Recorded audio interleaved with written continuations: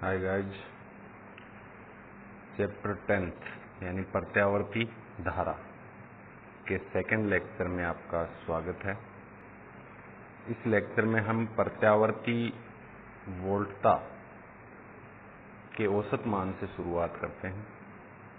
प्रत्यावर्ती वोल्टता का औसत मान, देखो प्रत्यावर्ती धारा का औसत मान हमने इससे जस्ट पीछे के लेक्चर में पढ़ा है, लेक्चर फर्स्ट में, जिसमें प्रत्यावर्ती वोल्टता के औसत मान पूर्ण आवर्तकाल के दौरान का अध्ययन जो किया था, सेम वही प्रत्यावर्ती वोल्टता के औसत मान में है।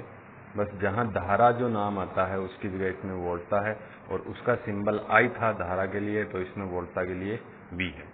बाकी इसकी थ्योरी और डेरिवेशन सेम है।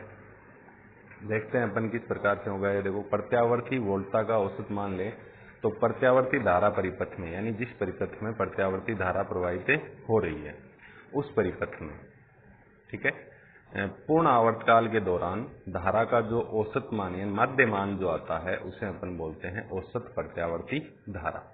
ठीक है, पूर्ण आवर्तकाल में धारा का जो माध्य मान है उसे औसत प्रत्यावर्ती धारा कहते हैं। ठीक है, औसत प्रत्यावर्ती वोल्टता जो है V एवरेज से दर्शाएंगे तो वो हो जाएगी पूर्ण आवर्तकाल में कुल वोल्टता अपॉन आवर्तकाल। ठीक है, पूर्ण आवर्तकाल में कुल वोल्टता कितनी होती है? V average is equals to, देखो dt समय में वोल्टता होती है V dt, ये तो है dt समय में, इसका समाकलन कर देंगे 0 से लेकर t तक, तो ये हो जाएगी कुल पूर्ण आवर्तकाल में प्रत्यावर्ती वोल्टता अपॉन में आवर्तकाल होता है कैपिटल T। इसको आप ऐसे भी लिख सकते हो, V average is equals to 1 upon T into समाकलन 0 से T V dt। ठीक है, अब अपन V की वैल्यू रखें तो V इज इक्वल्स टू क्या होता है? Vm sign omega T। Vm की जगह V नॉट भी यूज कर सकते हो आप, ये इसमें रखेंगे तो V average is equals to क्या होगा? 1 अपॉन T लिमिट 0 से T, V की जगह Vm sign omega T, V की वैल्यू रख दी हमने, इंटू dt। अब देखो T के रेस्पेक्ट समाकलन है तो साइन ओमेगा T तो समाकलन के अंदर रहेगा और ये Vm बाहर आ जाएगा, तो V average is equals to Vm upon T, समाकलन 0 से T sine omega T dt। ठीक है, साइन ओमेगा T का समाकलन क्या होता है? Minus cos omega T upon omega, जो थोड़ी देर पहले इसमें जो पहले का लेक्चर था उसमें हमने देखा था। साइन ओमेगा T का होगा माइनस कोस ओमेगा T, और T के मल्टीप्लाई में ओमेगा है, जो समाकलन करते हैं तो भाग में आता है, लिमिट लग जाएंगी 0 से T। ठीक है, अब एक बार अपन अपर लिमिट रखेंगे, एक बार लोअर लिमिट रखेंगे, तो V average is equals to Vm upon T, small t की जगह अपर लिमिट रखेंगे तो ये बनेगा minus cos omega into capital T upon omega. Upper limit रख दी, माइनस लगाकर लोअर लिमिट रखेंगे, यानी T की जगह 0 रखेंगे तो ये पहले से खुद माइनस का है, एक माइनस यहाँ लगेगा तो माइनस माइनस प्लस हो जाएगा, ये हो जाएगा कोस ओमेगा इंटू T की जगह आपको अब 0 रखना है, लोअर लिमिट रखनी है, इंटू ओमेगा। ठीक है, क्योंकि ओमेगा इज इक्वल्स टू होता है 2 पाई बाई T, तो omega T is equals to क्या हो जाएगा? 2 पाई। तो यहाँ जो ओमेगा T आ रहा है इसकी जगह आप क्या रख दोगे? 2 पाई, इस ओमेगा T की जगह 2 पाई रख दोगे। ठीक है, तो V average is equals to क्या होगा? V average is equals to Vm upon T minus cos 2 pi upon omega. देखो मैंने ओमेगा T की जगह क्या रख दिया है? 2 पाई, और प्लस कोस ओमेगा इंटू 0 क्या होगा? ओमेगा इंटू 0 होगा 0, अपॉन ओमेगा। ठीक है, कोस 0 की वैल्यू 1 होती है और कोस 2 पाई की वैल्यू भी 1 होती है। ये दोनों इसमें रखेंगे तो V एवरेज यानी औसत वोल्टेज क्या आएगा, Vm upon T, minus symbol है कोस 2 पाई की जगह 1 upon omega plus 1 upon omega. दोनों की वैल्यू 1 थी तो 1 रख दी हमने। अब इसमें ओमेगा बाहर ले लेंगे कॉमन, तो V average is equals to Vm upon omega t. T पहले से था, ओमेगा को और बाहर ले लिया, ये यहाँ बचेगा -1 + 1, -1 + 1 क्या होगा 0। तो V average is equals to Vm upon omega t into 0 से मल्टीप्लाई करेंगे तो V average is equals to क्या मिलेगा आपको 0। यानी पूर्ण आवर्तकाल में प्रत्यावर्ती औसत प्रत्यावर्ती वोल्टता का मान क्या होता है 0। तो अपन लिख देंगे अर्थात पूर्ण आवर्तकाल के दौरान औसत प्रत्यावर्ती वोल्टता का मान 0 होता है। ठीक है, ये औसत प्रत्यावर्ती वोल्टता होगी पूर्ण आवर्तकाल में। अब देखो, इससे पहले के लेक्चर में हमने औसत धारा निकाल ली, इसमें औसत वोल्टेज निकाल ली। पूर्ण आवर्तकाल में इसकी वैल्यू 0 आती है। तो यहाँ मैं रफली आपको बता रहा हूँ, देखो प्रत्यावर्ती वोल्टता हो या धारा, वेव ऐसे बनाते हैं अपन, तरंग प्रतिरूप इसका ग्राफ। इसमें जितना मैक्सिमम हाफ यहाँ तक पूर्ण आवर्तकाल होता है इसका, तो आधे आवर्तकाल में जितना अपवर्ड है, ऊपर की ओर जितनी वैल्यू है पॉजिटिव मान लें अपन, तो बाकी के आधे आवर्तकाल में उतनी वैल्यू नेगेटिव है। तो इन दोनों का औसत लेते हैं तो औसत कहाँ मिलता है आपको 0 पर मिलता है। ठीक है, इसलिए इनकी वैल्यू क्या मिली है आपको 0 मिली है। तो ये तो था आपका रफली समझने के लिए, केवल आपको नोट्स तैयार करने हैं इतने के, तो आप इसका स्क्रीनशॉट ले लें। इसके बाद अपन चर्चा करेंगे अर्ध आवर्तकाल में औसत मान। ये तो पूर्ण आवर्तकाल में औसत धारा भी पढ़ ली हमने इसके जस्ट पहले के लेक्चर में, और पूर्ण आवर्तकाल में औसत वोल्टता पढ़ ली। ठीक है, अब अपन अर्ध आवर्तकाल के लिए इनका अध्ययन करेंगे। हाँ तो गाइज, अब हम चर्चा कर रहे हैं अर्ध आवर्तकाल में औसत धारा की। तो औसत धारा जो है अर्ध आवर्तकाल में कितनी होती है। पूर्ण आवर्तकाल में हमने देख लिया, जिसे कैपिटल T लेते हैं। अर्ध आवर्तकाल में पूर्ण आवर्तकाल की जगह जहां पर कैपिटल T यूज किया था, उसकी जगह अर्ध आवर्तकाल यानी T/2 यानी T/2 अर्ध आयुकाल आपको काम में लेना है। तो परिभाषा उसी की तरह बनेगी जो पीछे के लेक्चर में हमने पढ़ी है कि प्रत्यावर्ती धारा परिपथ में, उसमें पूर्ण आवर्तकाल लिया था, इसमें लिखना है प्रत्यावर्ती धारा परिपथ में अर्ध आयुकाल के दौरान धारा के औसत मान को या मध्य मान को औसत प्रत्यावर्ती धारा कहते हैं। ठीक है, अर्ध आयुकाल में औसत धारा अर्ध आयुकाल में कुल धारा अपॉन अर्ध आयुकाल हो जाएगी। यहाँ अर्ध आवर्तकाल ले रहे हैं, उससे पहले जो था उसमें पूर्ण आवर्तकाल यहाँ यूज में लिया था। तो I average is equals to, देखो आई dt, ये तो है dt समय में कुल धारा, इसका समाकलन 0 से लेके t तक कर रहे थे पूर्ण आवर्तकाल में, लेकिन अब करेंगे T/2 तक। 0 से लेके कहां तक करेंगे T/2 तक इसका समाकलन करेंगे, और अपॉन में क्या आएगा अर्ध आयुकाल यानी T/2। अपॉन में भी आपको क्या मिलेगा T/2।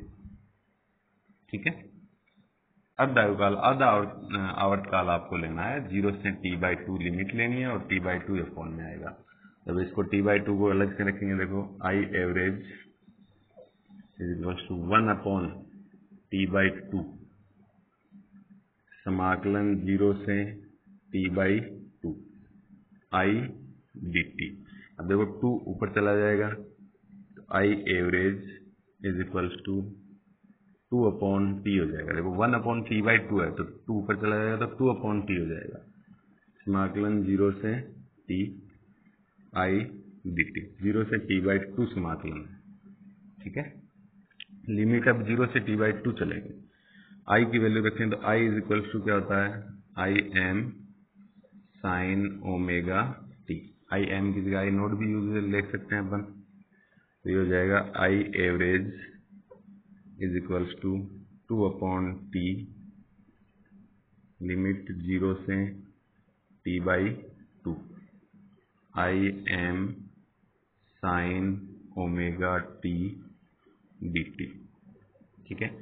टी के सापेक्ष समाकलन है तो साइन ओमेगा टी भीतर रहेगा और आई एम बाहर आ जाएगा। सेम वैसा ही पैटर्न चलेगा जो पीछे हमने औसत धारा निकाली है पूर्ण आवर्त काल में, सेम वही पैटर्न होगा। तो 2/t आई एम भी बाहर आ जाएगा तो 2IM हो जाएगा अपॉन में टी लिमिट 0 से t/2 sine omega t d t. अब साइन ओमेगा टी का आपको समाकलन करना है तो I average is equals to 2IM/t, समाकलन करेंगे तो minus cos omega t upon omega आएगा, जो पीछे भी अपन 2 बार समाकलन कर चुके हैं, और 0 से t/2 लिमिट हो जाएंगे। उसमें 0 से t लिमिट थी, अब 0 से t/2। अब एक बार आपको अपर लिमिट रखनी है, एक बार लोअर लिमिट इसमें रखनी है आपको। तो I average is equals to 2IM/t। Upper limit रखेंगे तो t/2 आएगा, स्मॉल टी की जगह कैपिटल t/2 रखेंगे तो ये होगा minus cos omega t/2 upon में ओमेगा, ठीक है। ओमेगा कैपिटल टी की जगह t/2 रख दिया, माइनस, अब लोअर लिमिट रखेंगे तो ये खुद माइनस का तो माइनस माइनस प्लस हो जाएगा। अब स्मॉल टी की जगह 0 रखें, टी की जगह 0 रखेंगे तो ये हो जाएगा कोस ओमेगा इंटू 0 अपॉन में ओमेगा, ठीक है। क्योंकि omega is equals to 2π/t, तो omega t is equals to क्या हो जाएगा 2π, ओके, ये हो जाएगा 2π। तो यहाँ 2π रख देंगे ओमेगा टी की जगह। I average is equals to 2IM/t minus cos omega t की जगह 2π, और ओमेगा टी के अपॉन में 2 है तो अपॉन में 2 आ जाएगा, और अपॉन ओमेगा प्लस कोस 0/ओमेगा। तो 2 से 2 कैंसिल हो जाएगा तो माइनस कोस पाई बन जाएगा। तो I average is equals to 2IM/t minus cos π/ओमेगा प्लस कोस 0/ओमेगा, ठीक है। ये हो जाएगा I average is equals to 2IM/t। Cos pi की वैल्यू पहले आपको बता देते हैं, इनकी वैल्यू कितनी होगी। देखो, क्योंकि कोस 0 की वैल्यू 1 होती है और कोस पाई जो है इसकी वैल्यू होगी -1। 0 की जो वैल्यू होती है उतनी ही पाई की होती है, लेकिन सिंबल यानी चिन्ह उल्टा होता है, ये प्लस का तो ये माइनस का। ये हो जाएगा I average is equals to 2IM/t minus cos pi की वैल्यू -1 तो -1/ओमेगा प्लस 1/ओमेगा, ये माइनस माइनस प्लस हो जाएगा। तो I average is equals to 2Im/T plus हो जाएगा तो 1/ओमेगा प्लस 1/ओमेगा, ये हो जाएगा 2/ओमेगा। तो I average is equals to 2Im/T, इसके एलसीएम लेंगे यानी लघुत्तम लेंगे तो ये हो जाएगा 2/ओमेगा, ओमेगा लघुत्तम आ जाएगा 1 + 1 2 हो जाएगा 2/ओमेगा। तो आपका I average is equals to क्या बनेगा 2Im, इसको मल्टीप्लाई करेंगे तो 4 हो जाएगा, 2 × 2 क्या हो जाएगा 4, ठीक है। तो 4Im/ओमेगा टी, ठीक है। ओमेगा × टी करेंगे तो ओमेगा टी। अब ओमेगा टी की वैल्यू अपन रखेंगे 2π, तो omega t is equals to क्या होता है 2π। तो ये I average is equals to आएगा 4Im/2π। तो 2 से 4 2 टाइम कैंसिल हो जाएगा, तो I average is equals to हो जाएगा 2Im/π। इसको आप क्या लिख सकते हो, I average is equals to 2/π की वैल्यू 3.14 × Im, ठीक है। इसको जब हम डिवाइड करते हैं तो इसकी वैल्यू आएगी 0.636, डिवाइड करोगे तो क्या आएगा I average is equals to 0.636 × Im, ये वैल्यू आपको मिलेगी। यानी औसत धारा अधिकतम धारा की 0.636 गुणी होती है, ठीक है। या परसेंट में प्रतिशत में करेंगे तो 63.6% होगी, ठीक है। ये है प्रत्यावर्ती धारा का औसत मान अर्धावर्त काल में। इससे पहले के लेक्चर में हमने पूर्ण आवर्त काल का पढ़ा था। सेम डेरिवेशन है, बस लिमिट चेंज है, 0 से t था उसमें, इसमें t/2 है, और यहाँ भी अर्धावर्त काल है यानी t/2, थोड़ा सा चेंज है, बाकी सेम तरीका वही है। आप स्क्रीनशॉट लेकर नोट्स तैयार कर सकते हैं। आज के इस लेक्चर में इतना ही, धन्यवाद।